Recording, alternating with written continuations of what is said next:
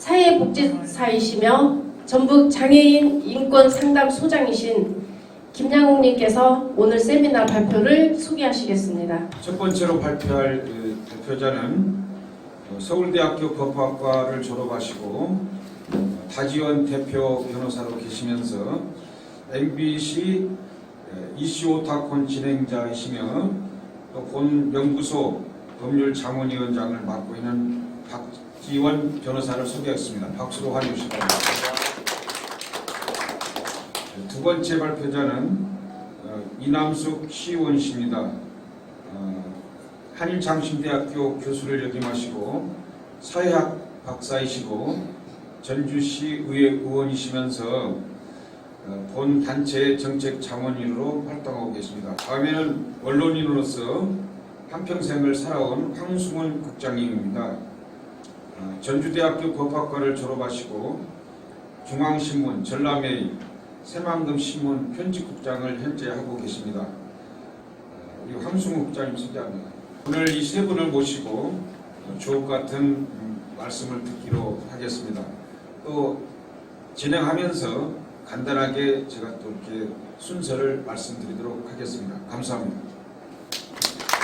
네, 이어서 김양욱 진행자께서 장애인 인권 세미나를 진행하시겠습니다. 네, 먼저 소개해드린 대로 박지원 변호사이면서 법률자문위원장을 맡아서 수고하시는 변호사께서 차별금지법에 관련해서 인권 세미나 주제를 발표하시겠습니다. 네, 반갑습니다. 소개받은 박지원입니다. 개인적으로는 지금 장애인 인권 세미나 두 번째 발표하는 순서인데요. 기회를 얻게 되어서 영광스럽게 생각하고 또 코로나 사태로 인해서 굉장히 행사 진행에 제약이 많았을 때에도 불구하고 어렵사리 행사를 진행해 주신 전북 장애문제연구소와 전주시 기소에게도 감사를 드립니다. 저에게 주어진 시간이 10분 정도밖에 되지 않아서 간략하게나마 장애인 차별금지법에 대해서 소개를 하고, 오늘은 차별금지법 중에서 제가 좀 사적으로 좀 관심이 있는 정당한 편의 제공 부분에 관해서 말씀을 드리려고 합니다. 빗물에도 제가 목차를 적어 놓았는데요. 4페이지 목차를 보시면 차별금지법에 대해서 간략하게 개요를 말씀드리고, 차별행위 내용 중에 정당한 편의 제공의 거부라는 행위가 있습니다. 그래서 그것과 관련해서 장애인이 차별을 받았을 때 어떠한 권리 구제 절차를 거쳐서 문제 있는 관행을 시정할 수 있는지에 대해서 말씀을 드리고, 실제로 국가인권위원회에 진정을 넣어서 현실 일상생활에서 개선이 된 사례들을 소개하면서 앞으로 우리가 어떤 부분에 있어서 더 주안점을 가지고 발전시켜 나가면 좋겠는지에 대해서 말씀드리고 마무리하도록 하겠습니다. 아시다시피 차별금지법은 2007년에 제정이 되었고 2008년부터 시행이 되었는데, 제정 목적은 일단 모든 생활 영역에서의 장애로 인한 차별을 금지하고 철폐함으로써 장애인의 완전한 사회 참여와 평등권을 실현하도록 하는 것입니다. 제정법안 내용을 보시면 장애의 개념부터 해서 차별행위의 범위, 차별금지 영역 등을 정해놓고 있는데, 차별행위에 대해서 여러 가지가 있습니다. 이론적으로 직접 차별도 있고 간접 차별도 있고 광고를 통한 차별 여러 가지가 있지만, 오늘 제가 중점적으로 다룰 부분은 정당한 편의 제공의 거부입니다. 차별이 금지되는 영역이 법에서 6가지로 정해놓았습니다. 고용, 교육, 재화 서비스, 그리고 사법행정 절차나 참정권, 그리고 구성이나 모성, 가정, 건강권, 이런 것들이 6가지 영역에서 온전한 평등권을 실현하라, 이렇게 법에서 정하고 있는데, 이 영역에서 장애인들에게 비장애인과 동일한 대우가 이루어지지 않을 경우에는, 이제 정당한 편의가 제공되지 않을 경우에는 차별을 시정하기 위한 권리 구제 절차가 법에 정해져 있습니다. 국가인권위원회에 진정을 하고 인권위가 조사를 해서 시정 권고나 시정 명령을 하고 법원에서 소송을 한다든지 형사처벌 조항 이런 것들이 법에 정해져 있는데, 그렇게 2008년부터 시행된 법이 중간에 몇 번 일부 개정이 됐습니다. 간단하게 말씀드리면 2010년 개정 당시에는 이제 인터넷 멀티미디어 방송 사업자나 행정사법기관도 이러한 정당한 편의 제공에 있어서 신경을 쓰라라는 내용이고 2017년 개정된 법은 관광 활동에 있어서 특히 장애인에 대한 차별 해소에 중점을 두고 있습니다. 정당한 편의 제공이 거부됐을 때 법에서는 어떻게 정하고 있는가를 잠깐 보면 일단은 법에서 장애인 차별금지법 제4조에서 정당한 사유 없이 장애인에 대해서 정당한 편의 제공을 거부하는 것을 차별로 보고 있습니다. 그 정당한 편의라는 것은 무엇이냐? 장애인이 장애가 없는 사람과 동등하게 같은 활동에 참여할 수 있도록 성별이나 장애 정도나 특성 등을 고려해서 편의시설을 제공하라든지 도구나 서비스 이런 인적, 물적 조치들을 제공하도록 하는 것을 의미합니다. 이것이 원칙적인 조항인데 법에서 이제 단서로 예외 조항을 두고 있습니다. 그래서 그렇게 편의 제공을 하는 것이 너무 과도하게 부담이 된다. 또는 현저히 곤란한 사정이 있다. 아니면 그 직무나 사업 수행 성질상 불가피하다. 이런 경우는 이제 차별이 가능하다는 것처럼 정당한 편의 제공 거부가 가능하다는 것처럼 정하고 있는데 사실은 굉장히 이제 애매하고 추상적인 문구죠. 그래서 저희 이제 법률가 입장에서도 그렇고 실제로 장애인들이 일상생활을 하면서 어떤 부분이 차별이라고 느끼고 그것에 대해서 정당한 편의 제공을 받지 못한다고 느끼면 이후에 말씀드리겠지만 국가인권위원회에 진정을 하고 그럼 그 진정 사건에서 상대방 측은 그게 너무나 과도하게 부담이 된다 또는 현저히 곤란하다 아니면 불가피하다 이렇게 주장을 하게 됩니다. 그러면 국가인권위원회에서 판단해서 그 당시 어떤 여론이나 사회 통념에 비추어서 이것은 편의 제공을 하라라고 조정 권고를 할 수도 있고 편의 제공을 하는 것은 과도하다라고 판단할 수도 있거든요.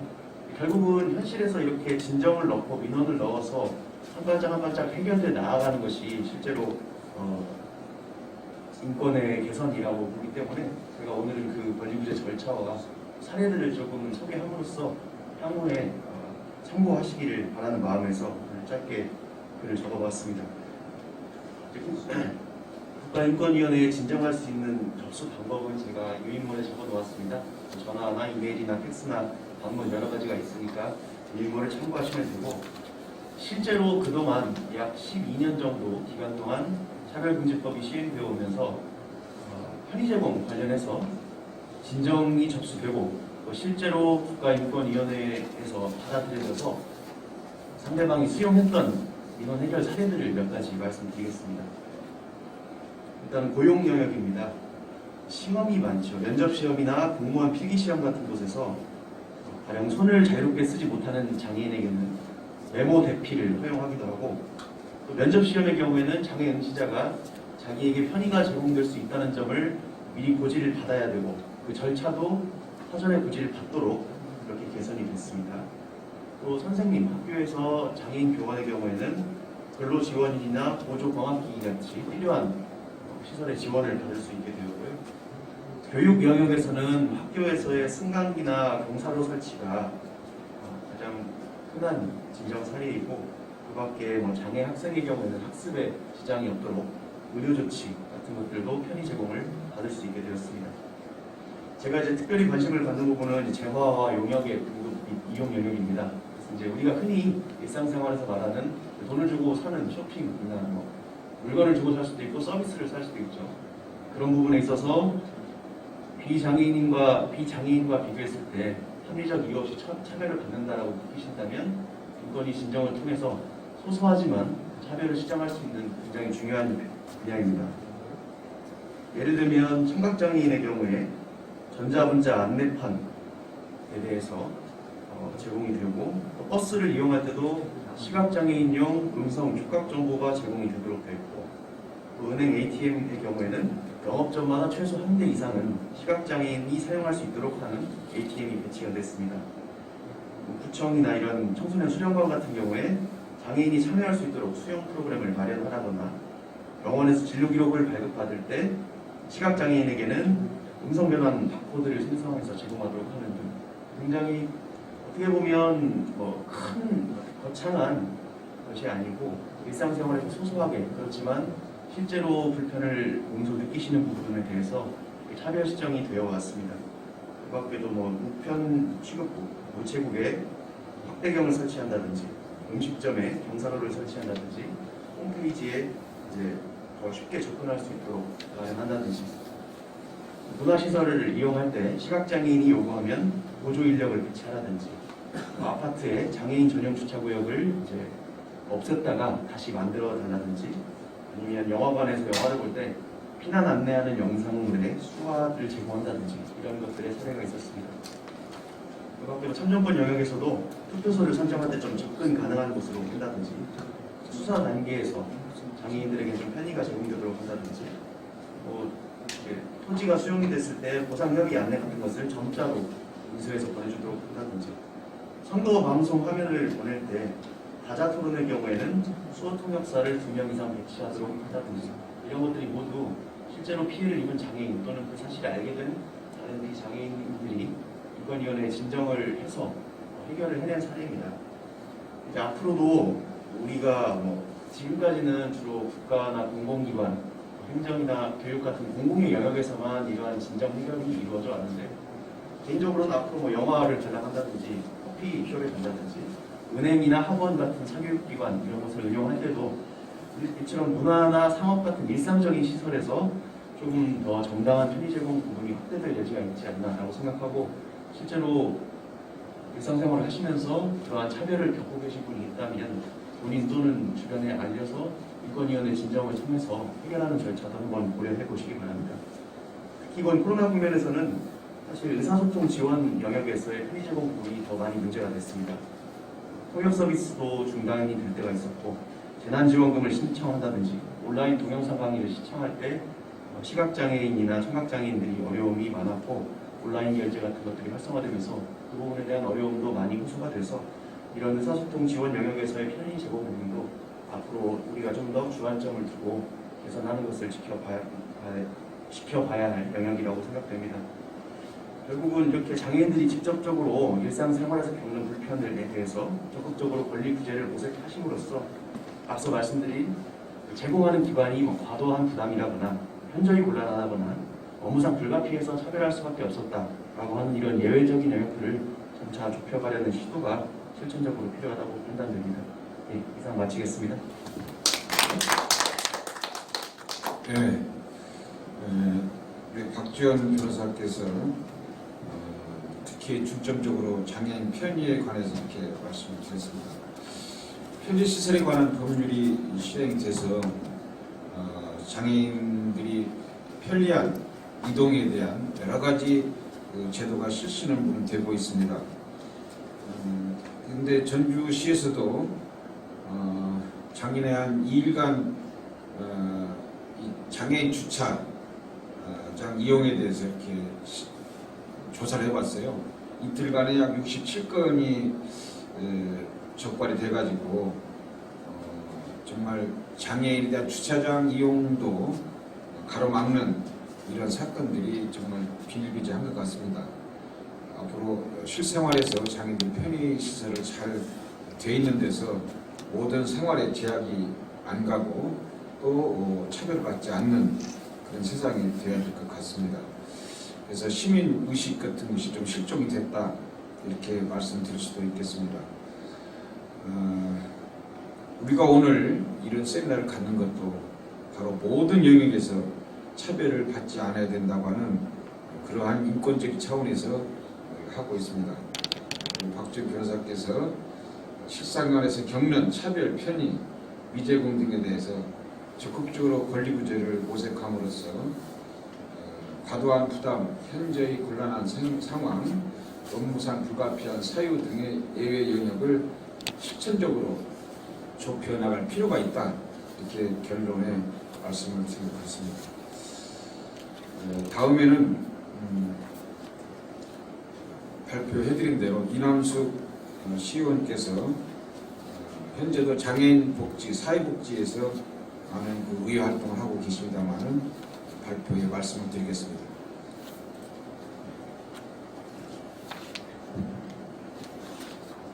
네, 안녕하십니까. 전주시의회 이남숙 의원입니다. 오늘 이렇게 코로나 시국이 가장 심각한 상태인데도 우리 장애인들의 인권을 위해서 어떻게 높일 것인가, 어떻게 다양하게 실행할 것인가에 대해서 좋은 자리를 마련해 주신 우리 김양욱 교수님께 먼저 감사 인사를 드립니다. 저는 이제 오늘 이런 장애인의 인권에 대해서 생각해 보면서 그러면 전라북도나 전주시에 장애인을 위한 조례는 어떻게 되어 있는지 좀 살펴봤습니다. 그리고 지금 앞에 보이는 편말에도 인권을 보장하는 사회, 차별 없는 행복한 사회 이렇게 나와 있는데 무엇이든지 어떤 일을 실행하기 위해서는 제대로 된 조례가 많이 되어 있어야 되거든요. 그런 부분이 안 돼 있어서 살펴보도록 하겠습니다. 우리 이제 장애인 인권이란 뭐냐? 평등한 사회 참여를 할 수 있죠. 그래서 인간의 존엄성, 가치, 그리고 인권의 개념 이런 것들이 누구에게나 동등하게 누려져야 된다는 것이죠. 그런데 우리가 2017년도, 7년도에 개정된 장애인 차별조례 같은 경우에는 한 번도 재개정이 안 돼 있어요. 전라북도도 역시 마찬가지고요. 그래서 그런 부분을 좀 살펴보도록 하겠습니다. 자, 전라북도나 전주시가 비슷한 시기에 장애인 차별금지법 및 인권 보증에 관한 조례가 개정이 되어 있어요. 주요 핵심 사항이 뭐냐? 우리 이제 박지원 변호사님이 말씀하신 체계적인 여러분들이 보시기에는 진짜 애매모호한 인권을 보호한다. 예를 들면 이게 인권이라는 개념이 그럼 어떻게 갈 것인지 이런 부분에 대해서 굉장히 문제점이 도출되는데 조례도 역시 그런 부분을 그렇게 수정이 되어 있죠.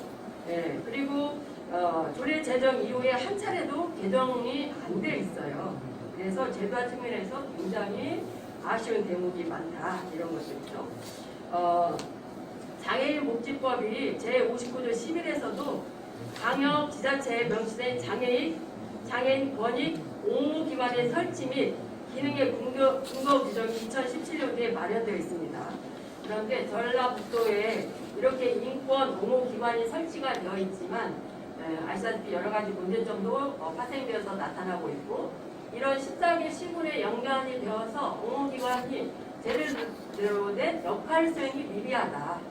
그래서 전라북도 장애인 인권 옹호기관의 설치에 관련된 조례부터 재개정이 돼야 됩니다. 지금 2020년도에 서울시나 경기도 같은 경우에는 조례가 재개정이 됐어요. 물론 상위법에 근거해서 마련이 됐습니다. 그런데 우리는 이제 2017년도에 손만 되어져 있고 하나도 이런 부분에 상위법령에 이런 부분에 안 따라져 있기 때문에 굉장히 애매모호한 사항이 많다. 그래서 이런 부분을 어떻게 우리가 활성화시키고 제도화시켜야 되느냐 이건 이제 저희 의원들이 좀 해야 될 일 같습니다. 저도 이번에 이렇게 우리 장애인들의 인권 증진에 대한 제도 개선이 어떻게 필요할 건가 살펴보다 보니까 전주시의 조례도 그다음에 전라북도의 조례도 굉장히 미비하고 재개정이 하나도 안 돼 있고 상위법에도 따라오지 못하는 실정이다. 이런 부분을 좀 말씀드릴 수가 있겠습니다. 그래서 이런 것들이 가장 중요한 게 뭐냐? 시급한 장애인 인권 증진에 관한 제도 개선을 해야 된다. 그러면 제도 개선을 하기 위해서는 지난번에 앞에 부분에 설명해 드린 것처럼 서울특별시, 경기도 이미 2020년도에 재개정이 다 되어 있어요. 전라북도, 전주시는 아직도 안 돼 있다. 그래서 이런 부분을 그리고 우리 박지원 변호사님이 말씀하신 부분까지 조례는 법령이 안 따라도 전주시 자체적으로 조례를 또 개정할 수가 있으니까 그런 부분을 잘 담아서 해야 되겠다 이런 생각이 듭니다. 아동학대 보호체가 최근에 또 강화가 됐어요. 그러면서 시군구에 아동학대 전담 공무원, 아동보호 전담 요원 이렇게 인력 배치를 합니다. 그래서 전주시의 장애인 조례에 장애인을 위한 인권 조례센터가 설치될 수 있도록 조례에 명시되어 있어요.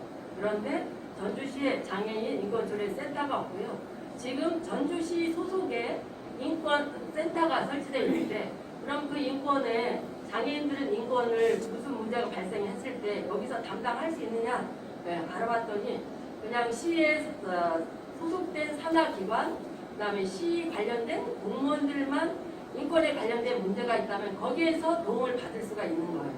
근데 법에도 이렇게 조례에도 명시가 되어 있는데도 인권센터가 설치되지 않고 있는 것들도 우리 단체에서도 좀 목소리를 내야 되지 않을까 이런 생각을 합니다. 그리고 이렇게 아동보호 전문기관에도 전담 인력이 배치되어 있을 정도 되면 이렇게 인권센터에 장애 장애인 인권을 위한 전담 인력이 배치되어야 되지 않을까 이런 생각을 하면서요. 아까 앞에 부분에 말씀드린 장애인 권익 공호기관 전라북도에 있습니다. 그런데 제대로 일을 하지 못하고 있고요. 그 제대로 파생돼서 일을 못하기 때문에 전라북도 14개 시군도 같이 일을 못하고 있는 거죠. 그래서 전라북도 옹호기관이 제대로 설립이 되어 있으면 여기에 연관돼서 14개 시군과 협력해서 좋은 체계를 갖춰 나가야 되지 않을까 이런 생각을 합니다. 우리 전국 장애인 인권이 꼴찌라고 얘기하잖아요. 이게 뭐냐면 법에 근거해서 예산도 집행이 되는 거고 조례에 근거해서 또 센터도 설립이 되는 건데 제대로 시행 안 되는 부분 우리 장애인단체 복지국 저희의 복지라고 생각을 하면서 더 열심히 해야 되겠다는 생각을 들고요.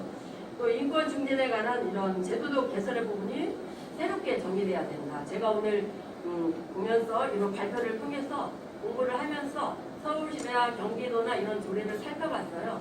법령에 근거해서 나와 있어요. 오늘 박전 변호사님의 얘기를 들어보니까 소금의 지원에 관한 데서는 세부적인 체계도 좀 필요하다 해서 우리 박전 변호사님 전문 변호사님이시니까 그런 부분을 잘 살펴서 제도 개선을 해야 되지 않을까 이런 생각을 합니다.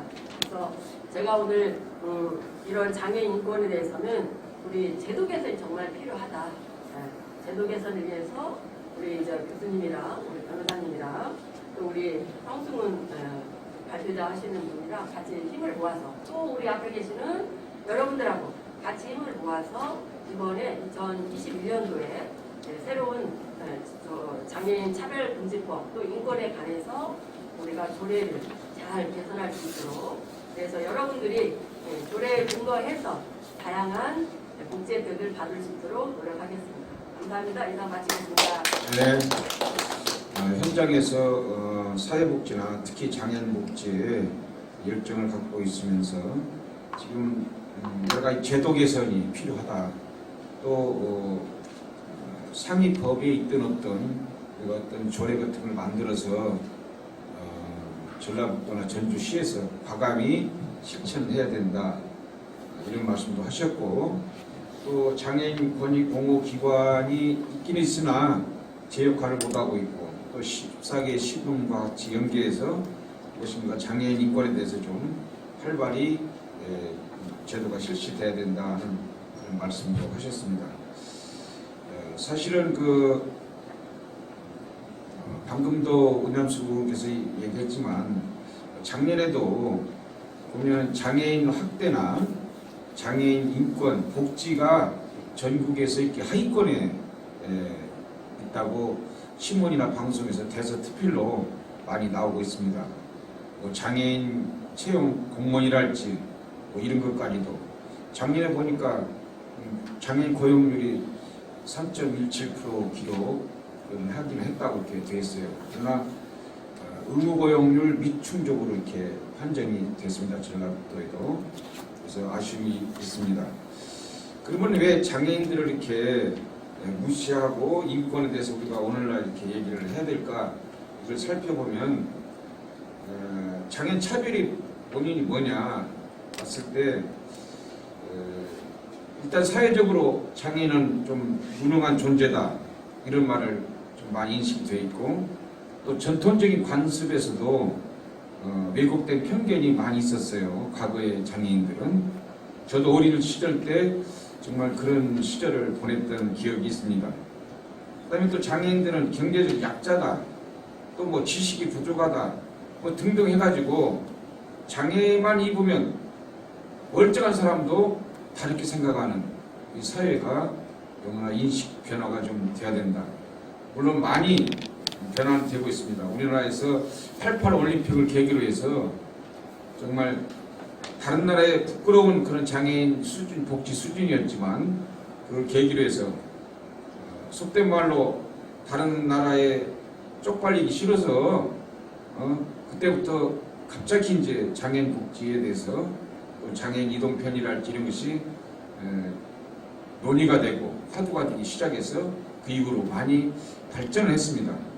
그러나 현실적으로 우리가 인권이랄 복지가 아직은 선진국에 비해서 장애인들이 마음 놓고 살고 마음 놓고 차별당하지 않는 사회를 만들기 위해서는 멀었습니다. 그래서 오늘날 같이 이런 행사를 저는 20년째 이렇게 우리 전주시 지소 같이 이렇게 하고 있는데, 이런 것도 정말 이 작은 우리 외침이 점점 퍼져나가서 자꾸 날이 갈수록 장애인 복지랄지 인권이 좋아져야 된다, 저는 그렇게 생각합니다. 우리가 어렵지만 이런 행사를 하는 것도 좀 아쉽습니다. 사실은 몇백 명 언론인, 관계기관, 사회단체장 다 모시고 제가 하고 싶었어요. 그러나 이 코로나 때문에 하지 못하고 관계기관에서는 인원만 찾고 이러는데 정말 아쉬움이 많습니다. 저희들은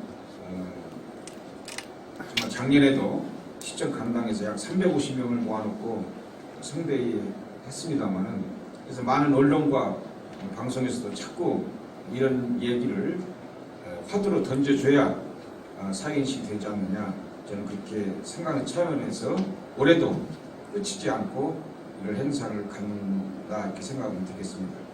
자, 다음에는 마지막으로 황승은 언론인이 본 장애인 인권에 대해서 말씀드리겠습니다.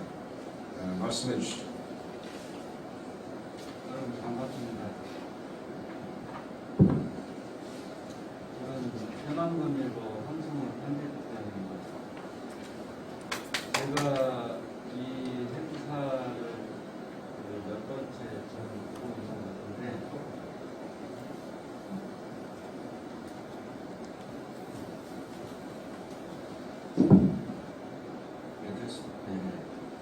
몇 번째 오고 있는 것 같은데, 과연 제가 이 행사에 올 때마다 느끼는 점이 1년 동안 장애인 문제가 과연 얼마나 변했을까, 그런 부분을 제 스스로한테 화두를 가져봅니다. 그런데 크게 변하지 않는 것 같은 아쉬움에 항상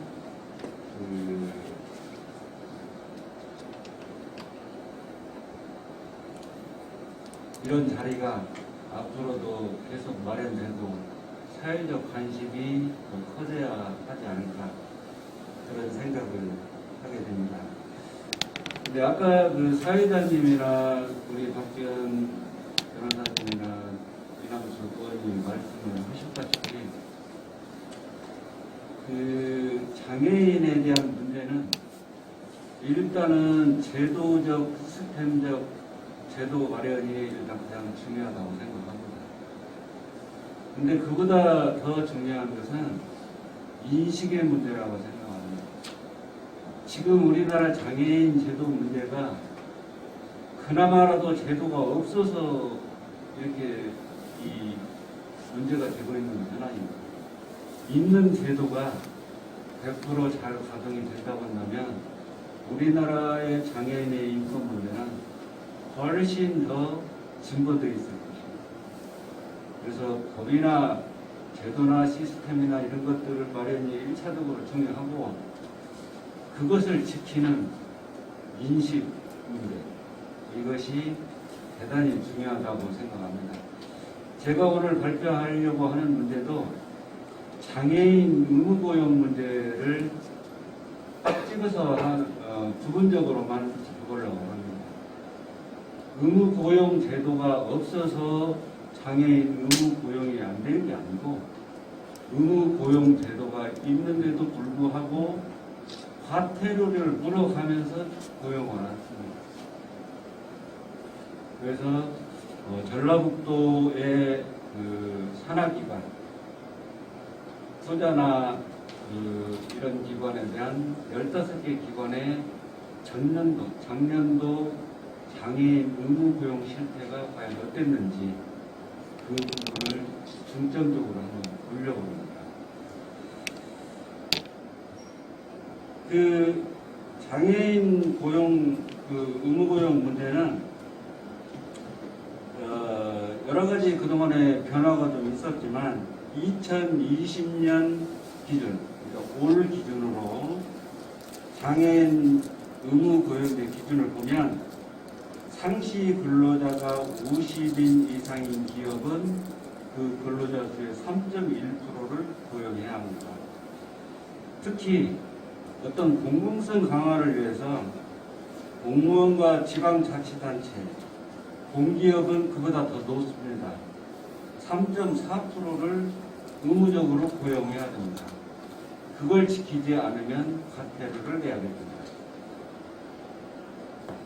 그러면 우리나라 기업들을 일단 한번 전라북도를 보기 전에 한번 잠깐 살펴볼까 합니다. 우리나라 기업의 장애인 의무 고용 현황 조사를 보면 2019년도입니다.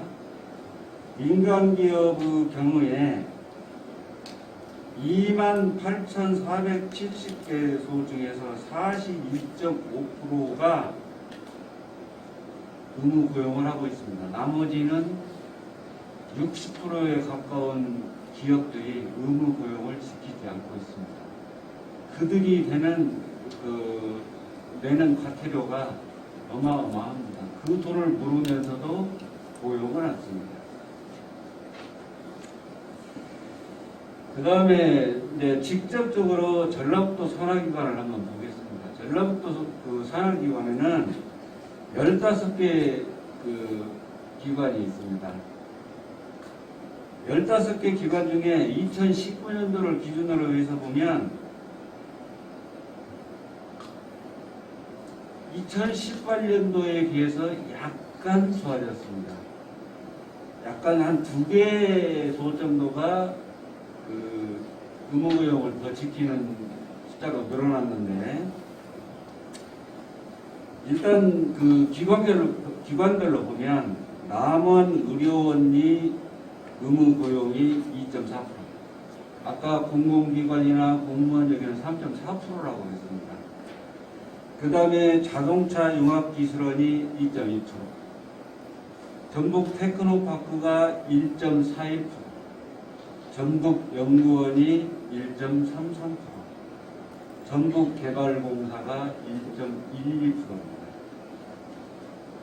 특히 에코융합 섬유연구원과 생물산업진흥원은 한 명도 고용을 안 했습니다. 일부 한 기관의 예를 들자면 과태료를 약 2,400만 원을 냈습니다. 그러고도 고용을 안 합니다.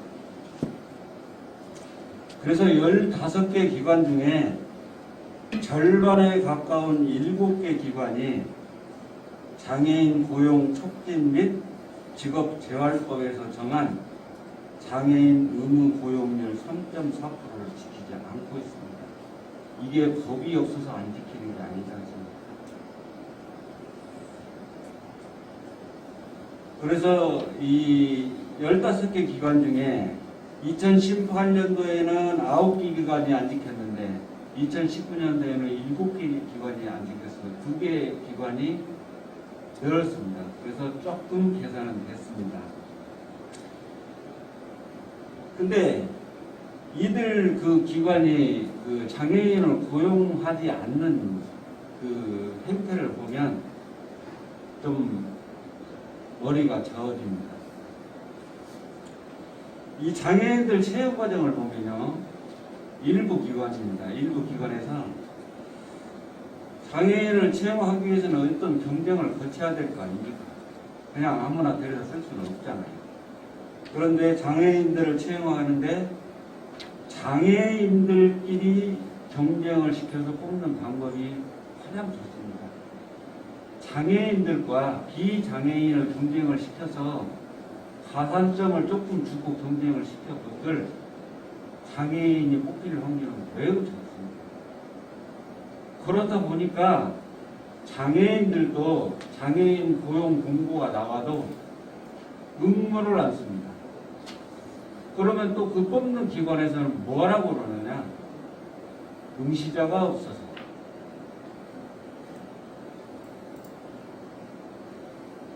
그런 핑계를 대면서 그 장애인 고용을 회피를 해오고 있습니다. 그래서 장애인 의무 고용을 지키기 위해서는 일단 채용 방법 자체가 가산점 우대 채용이 아니고 제한 경쟁을 시켜야 됩니다. 건설에서도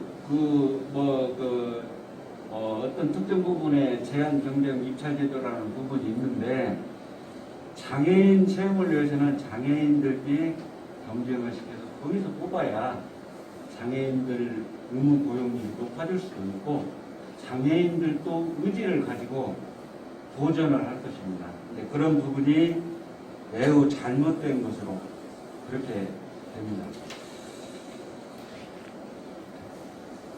물론 그 장애인 의무 고용에 대해서 전라북도 15개가 중에서 진짜 모범적인 사례가 하나 있습니다. 그 병원 같은 데는 사실 업무 특성상 장애인들이 능력을 발휘하기에 한계가 있는 부분이 조금 있는 업종입니다. 그런데 군산의료원 같은 경우에 보면 군산의료원이 작년 2019년도에 그 근무 인원이 정원이 554명입니다. 그런데 그 몇 명을 뽑았냐면 19명을 뽑았습니다. 그러면 여기 같은 경우 지금 19명은 3.43%입니다. 의무 고용률이 3.4%입니다. 의무 고용률을 넘어섰습니다. 그래서 18명을 채용해도 되는데 더 많은 19명을 채용하는 그런 기관도 물론 있습니다. 그래서 이런 지금 제가 전라북도 산하기관만 딱 찍어서 작년 2019년도 의무고용 실태를 한번 짚어봤습니다. 그런데 여기서 우리가 생각하고 도출될 수 있는 부분은 일단은 법과 또는 시스템이 잘 마련돼야 되고 마련된 법과 시스템은 지켜져야 의미가 있습니다. 아무리 만들어 놓은 게 장식품으로 만들어 놓은 게 아니지 않습니까? 그래서 그런 것들을 지킬 수 있도록 하는 것들이 중요하고 그 다음에 의무사업장은 아까 같은 우대점수제도 이런 게 아니고 실제로 고용을 할 의향이 있다면 장애인들한테 준비할 수 있는 어떤 시간을 주기 위해서 장애인 단체나 이런 데와 협의를 해서 그 맞춤형으로 인력을 공급받는 장애인들도 그 등급에 따라서 본인이 소화할 수 있는 어떤 그 부분이 있기 때문에 그런 부분에 맞춰서 단체와 협의를 해서 공급을 받는 그런 시스템도 고민해 볼 필요가 있다는 생각이 듭니다.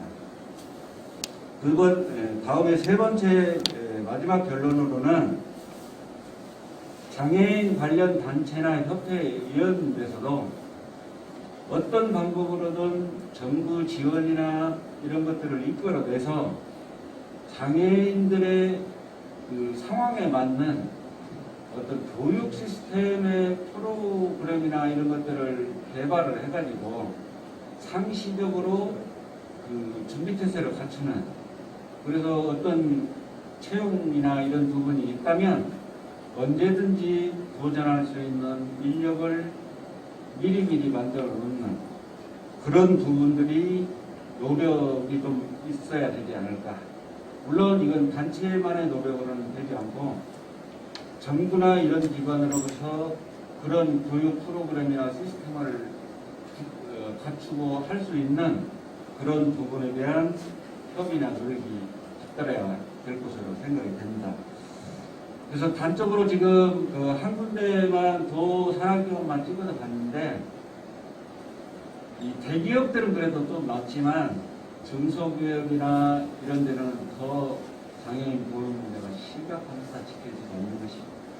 그래서 제도와 시스템이 분리되고 장애인들도 같이 노력하고 단체도 같이 노력하고 해서 장애인들이 인권에서 가장 중요한 부분이 경제적 자립을 할 수 있는 부분이라고 생각을 합니다. 그래서 경제적 자립에 도움이 돼서 당당한 사회인으로서 살아갈 수 있는 그런 사회가 하루빨리 오기를 기대합니다. 코로나가 지금 아주 심각한 상황인데 우리 장애인 여러분들도 건강에 유의하시고 그래서 이 어려운 시기를 잘 극복하시고 행복한 시간이 되시기를 바라겠습니다. 감사합니다. 네. 세심하게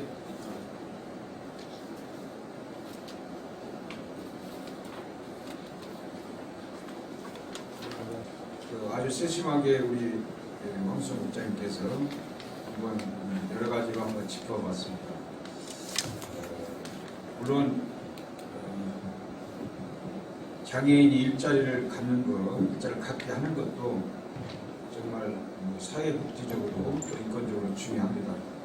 물론 전주시에서도 장애 일자리 창출을 위해서 노력을 하고 있습니다. 그러나 그게 일시직 계약직보다는 사회 전체 또는 국가적으로 정말 더 장애인들이 맘 놓고 일할 수 있는 그런 분위기가 돼야 되고 그렇게 꼭 돼야만 장애인들이 삶이 풍요해질 수 있다 저는 이렇게 생각합니다. 우리가 오늘 장애인 인권에 대해서 이렇게 좀 생각을 해봤습니다. 인권은 다방면에서 여러 가지가 있지요. 인권 세미나 하면서 우리가 좀 알아야 할 것은 세계 장애인의 날은 12월 3일입니다. 또 세계 인권의 날도 있죠. 12월 10일이고 또 우리 한국 장애인의 날은 4월 20일 날이고 1948년도에 세계 인권 선언이 이렇게 채택이 되면서부터 많은 인권에 대해서 이렇게 부르짖고 있습니다. 특히 장애인 인권 침해의 대표적인 유형과 사례들도 많이 있습니다. 우리가 생활 환경에서부터 공공기관, 각종 선거에 이르기까지 여러 가지가 있습니다만은 오늘 그런 것도 다 할 수 있는 그런 시간이 있었으면 참 좋았을 것 같습니다. 앞으로 우리가 헌법에 이미 나와 있는 대로 대한민국 헌법 제2장 10조에 모든 국민은 인간으로서 존엄과 가치를 가지며 행복을 추구할 권리를 가진다. 또 국가는 개인이 가지는 불가침의 기본적인 인권을 확인하고 이를 보장할 의무를 진다 이렇게 되어 있습니다. 국가가 의무를 진다고 그랬어요. 이런 법의 기초에서 모든 장애인들이 정말 인권을 보장받는 사회가 하루 빨리 이루어지기를 소망하면서 오늘 세 분의 주옥 같은 말씀을 들었습니다. 나머지 또 자세한 것은 책자에 있으니까 참고로 해주시기 바랍니다. 이상으로서 전주시 지소가 주최하고 전국장애인복지문제연구소가 주관한 제20회 장애인권 세미나 발표를 마치는 걸로 하겠습니다. 감사합니다.